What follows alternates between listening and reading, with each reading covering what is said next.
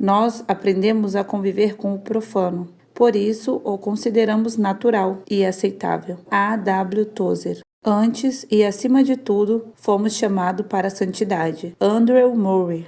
Não há desvio para a santidade. Jesus Cristo ressuscitou por enfrentar a cruz e não por evitá-la. Leiden Ford. Capítulo 5. Sejam santos, porque eu sou santo. Há algum tempo, os cristãos conheciam o significado da verdadeira santidade. Nos primeiros anos de 1900, a maioria dos servos de Deus examinava com cuidado as suas atitudes à luz da palavra. A reverência e o temor ao Senhor os faziam ser zelosos com o seu modo de vida. Os antigos cristãos perceberam e aceitaram que Deus é tanto justo quanto santo. Havia entre eles um profundo e sincero desejo pela santidade divina, pois queriam ser um povo diferente. Para alguns, isso significa não beber nem dançar. Algumas mulheres nem mesmo usavam maquiagem e joias. E esses seguidores de Jesus se recusavam a frequentar festas, boates e até mesmo shows de comédia. Ser cristão implicava ter uma vida separada. Alguns cristãos se tornaram presunçosos e excessivos em seu comportamento, confiando que a obediência às regras externas os fariam parecer algo que no mínimo não eram. Entretanto, a maioria deles sentiam a necessidade de viver em profunda consagração ao Deus Santo. Eles recusavam as distrações mundanas, pois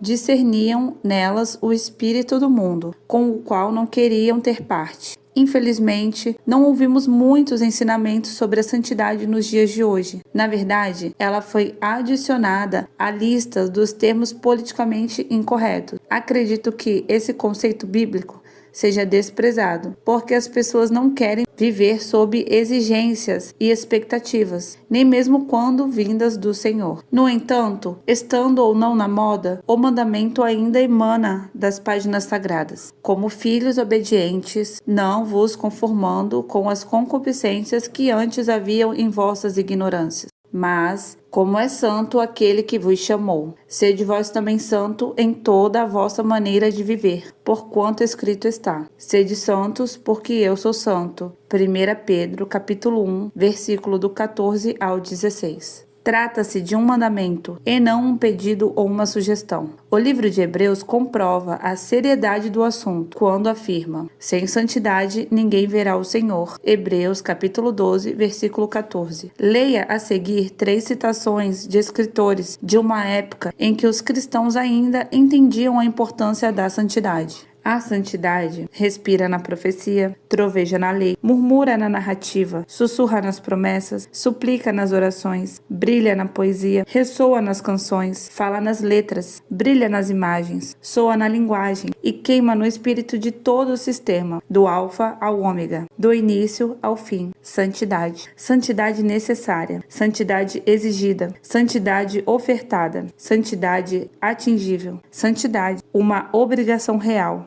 um privilégio real, um prazer real, o progresso e a plenitude da sua maravilhosa enunciação. É a verdade brilhando por toda parte, brotando por toda a revelação. A verdade gloriosa, que brilha, e sussurra, e canta, e grita em toda a sua história, e bibliografia, e poesia, e profecia, e preceito, e promessa, e oração. A grande verdade essencial do sistema. O desígnio de Deus era restaurar o homem à sua imagem e levantá-lo das ruínas da queda. Em poucas palavras, era torná-lo perfeito, apagando seus pecados, purificando a sua alma e preenchendo todo o seu ser com santidade, de maneira que nenhum temperamento profano, desejo maligno e nenhuma afeição ou paixão impura encontrassem espaço nele. Somente essa é a verdadeira religião ou perfeição cristã. E qualquer salvação inferior a isso desonraria o sacrifício de Cristo e a operação do Espírito Santo. O cristão deve ser participante da natureza divina, salvo dos seus pecados e da corrupção do mundo. Deve ser santo e justo, ou nunca verá o Senhor. Com o propósito de nos purificar para si mesmo, Jesus Cristo viveu, morreu e ressuscitou. Toda a Bíblia testemunha a possibilidade de santidade. Mesmo o leitor mais descuidado não deixa de perceber que a palavra se contrapõe a qualquer tipo ou padrão do pecado. Deus colocou todo o seu coração nessa empreitada. Ele projetou o grande plano de salvação para devolver a santidade ao homem caído. E Cristo se entregou para que esse desígnio se tornasse realidade. O Espírito renova e santifica o cristão com o batismo de fogo, para consumir todo o mal oculto em seu coração e fazê-lo santo. Se a santidade não for algo atingível, então Cristo não foi sincero quando orou ao Pai e lhe pediu que nos santificasse, colocando uma oração por santidade nos lábios de todos os seus servos. Seja feita a tua vontade, tanto na terra como no céu. Mateus capítulo 6, versículo 10. Quem tem o Espírito de Deus em seu interior vive em constante motivação para alcançar a santidade. Embora muitos pregadores deturpem a graça ao sugerir que ela nos libertou da exigência da santidade divina,